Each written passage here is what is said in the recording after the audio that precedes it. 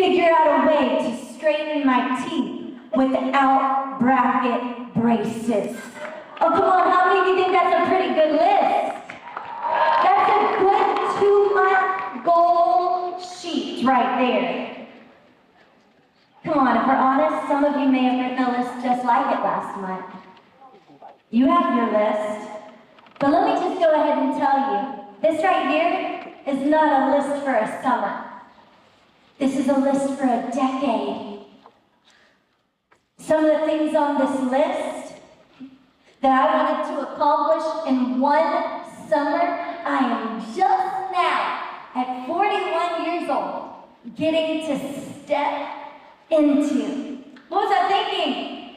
And this is a setup for disappointment. Some of these things I'm just now starting to do now. And friends, I'm nowhere closer to being a domestic goddess. Like everyone's story, my story has involved years and years of waiting.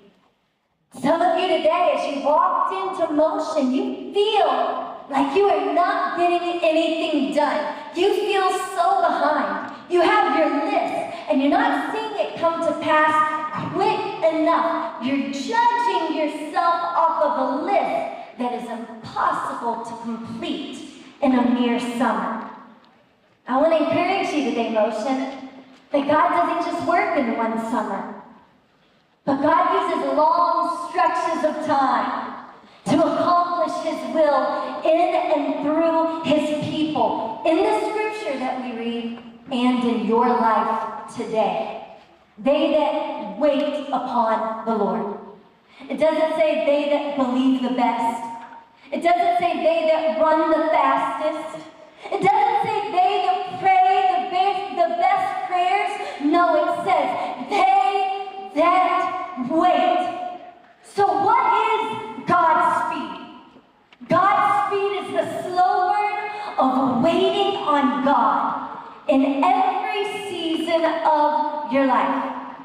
Because in every test, and in every trial, no matter what decade of life you may find yourself in the future, make no mistake, every person God calls, and every person that God entrusts, they have to wait. Yes, you're called, but as you walk out your calling, you will wait. Yes, you're set apart, but as you've been set apart to do good works, you will again and again be called to wait.